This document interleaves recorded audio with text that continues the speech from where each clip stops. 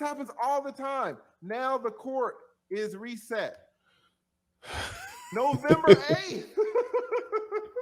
It's November 8th.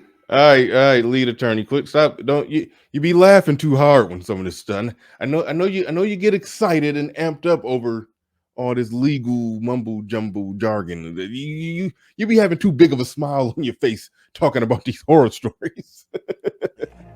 Get ready. It's the Grown Man Hour with your host, my man, Bernard Riley.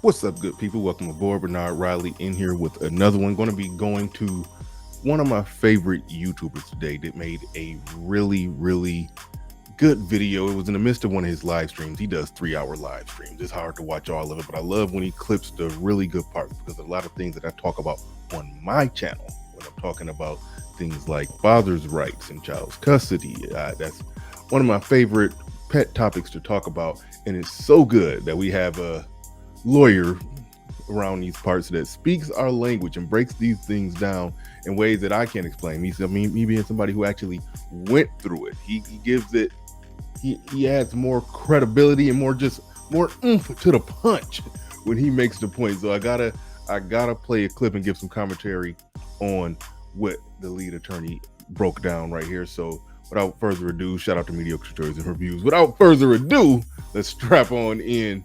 So when we had the Donda 2 release in Miami, I got a flight for all my kids to come from Calabasas to come in Miami to see the kids. Assistant hit me and said, all the kids, they said the kids are there. When the plane took off, I got a text from Kim that said, North won't be on the plane. Oh my God. You see, this is the kind of stuff that's just like the Let's stop it right there.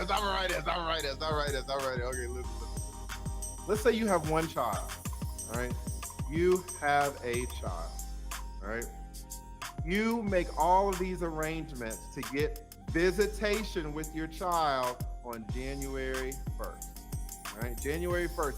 You charter the plane and everything. It's your time with your child, all right? Now I'm gonna jump in right here, and I don't want to interrupt too much. I want him to get to the point here, so I can go ahead and give my commentary to it. But just even the term "time" with your child, that kind of burns me up a little bit. I hate that they even call it parenting time, because if they're calling it parenting time, they're essentially telling you that you ain't really a parent. We're just going to give you a little time over here to do, just to play dress up dad real quick. Just play dress up parent.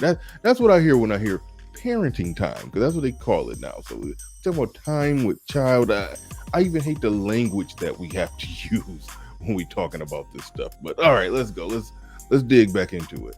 You are excited. All right.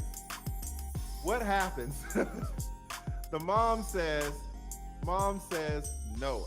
On January 1st, when you're supposed to see, mom says no. I said no visitation. Right? Why not? Why can't I see my child? Why can't I see my child? This is what you ask. What is the answer? Because I said so. Because I said so. Now, shout out to R. Kelly.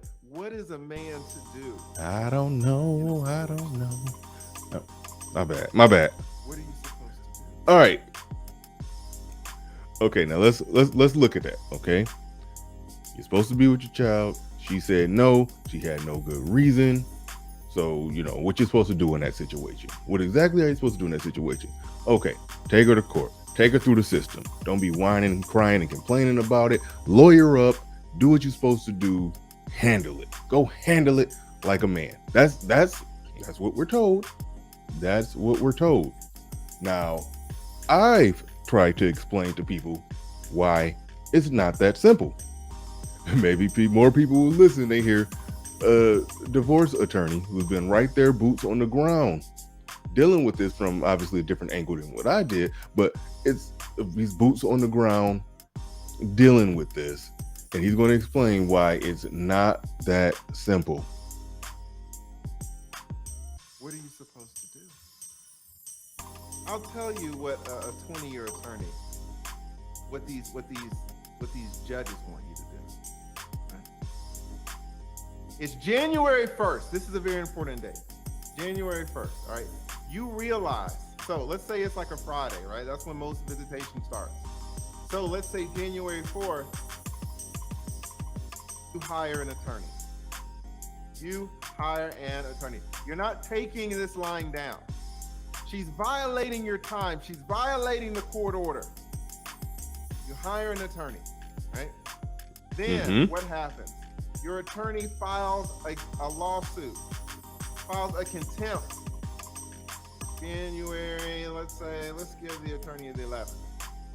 Attorney files contempt against Kim. Right now, you're probably thinking, hey, that's taken a long time to get this situation rectified. I mean, it was all the way on January 1st. Things when the crime was committed. That was all the way on January 1st. It's almost 2 weeks now. Right now, you're probably thinking that. Stay tuned. Against your girl, what is contempt? It's a contempt. It's basically a petition saying, hey, the mother's violating the court order. I was supposed to get my child January 1st. I had the plane chartered, everything. Didn't put my damn kid on the plane. Right? Fine. So you're doing everything by the book. Now, what happens now? Well, she is served January 14th. Mother is served. She has 30 days to respond, right? So February 14th. Oh, look at that. I love coincidences. February 14th, the ex-love of your life responds. Right? She hires an attorney and she responds. All right. Now, what happens? Court is scheduled.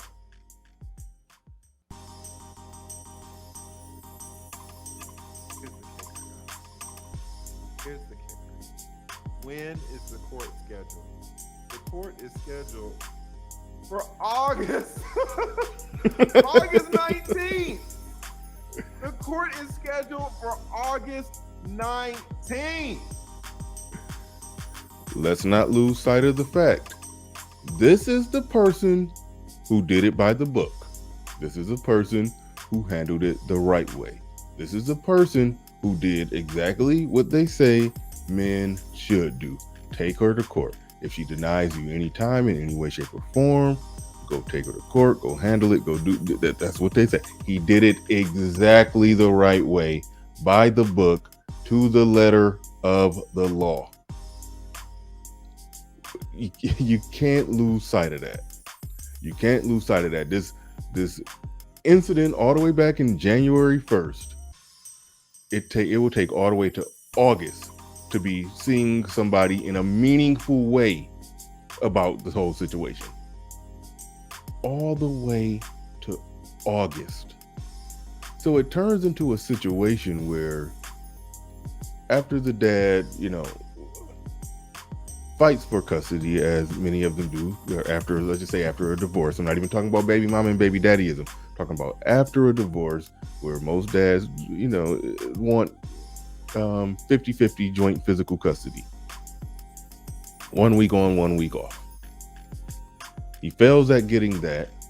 Now he has visitation. He has the visitation, the parenting time, every other weekend, Wednesday from 5 to 8. After having every other weekend, Wednesday from 5 to 8, it's set up to where she can violate that here and there. She can. And you're seeing right here.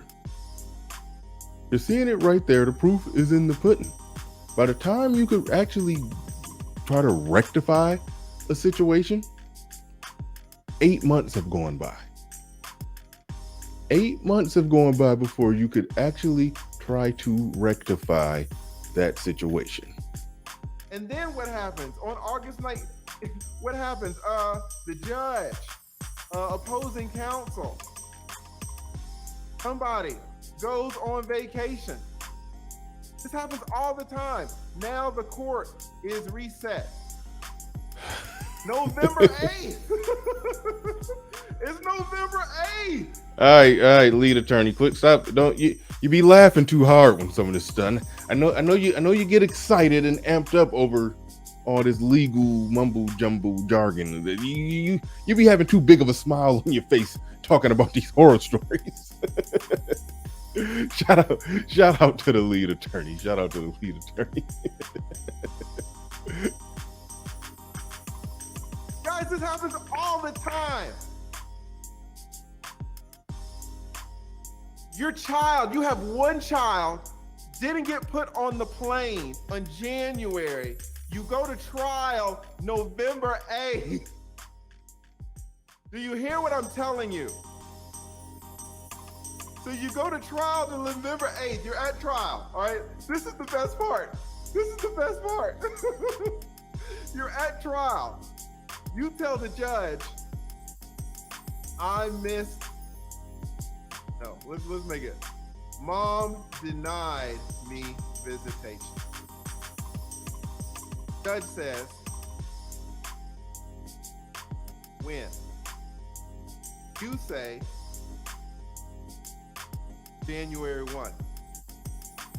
You know what the judge says? I swear to God, you know what the judge says? Judge says,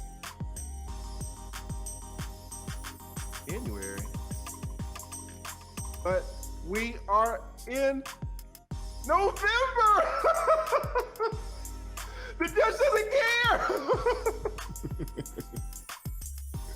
The person responsible for handing out and facilitating the law, that may not be the exact right term, but just go with me. The person in charge of facilitating that whole situation, sending it through, making sure everything is done right, based off the rules that he has to follow, the way that it's set up, even the judge is going to look at him and say, why the hell are you here in front of my face over a day that you missed in January?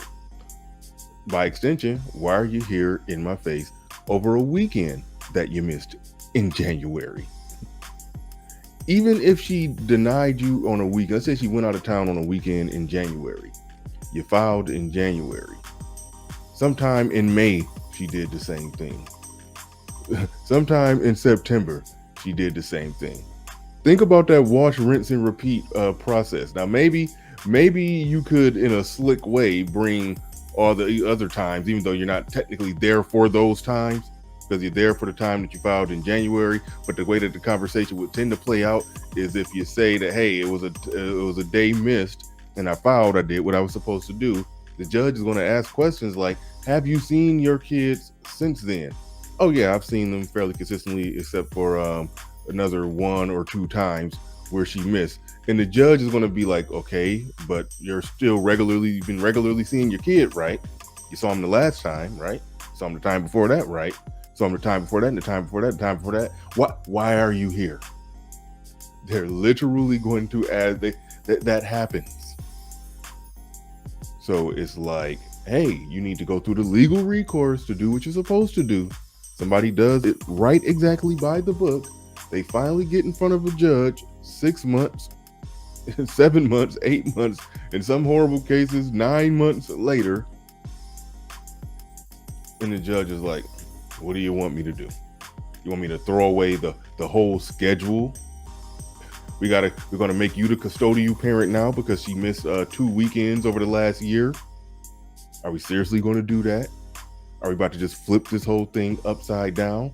What could they do to it? So long story short, after you fail at getting 50-50 custody, joint physical custody, 1 week on, 1 week off, and then you get put on the one every other weekend parenting time, she can essentially, it's very minuscule the level of recourse you have to even hold her accountable to the diminished time that you have as a father. And that's the point, to where even when doing the right thing, the law, the slow moving hand of the law, it's not beneficial. It's almost a situation where you kind of just gotta take it. You can go through the process of filing this and filing that and doing what you're supposed to do, but at the end of the day, nothing major changes unless we're looking at some serious dysfunction on her end, some serious neglect on her end. Missed weekends here and there is like, she barely even get that a smack on the wrist for that. That's how it is. That's how it goes. At the end of the day, protect yourself at all times. Do what you can to get out in front of it. File first. Do all of those things. That's what me and lead attorney have probably over a year ago had done one-on-ones with me on his channel, him on my channel. We've talked about that. It's not going to fix the system, you being proactive and vigilant with everything. But as far as custody goes and getting half custody, everything, you need to make sure that you're getting out, that you're not on defense. But situations like this, where she just opts not to let you pick up the kid on that weekend, she goes out of town, she does this, she does that, yeah, she's wrong. That's a crime. She committed a crime.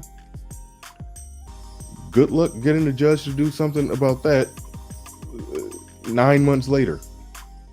Good luck at that. Good luck with that. That's the situation. And with that said, we are out of here. Peace.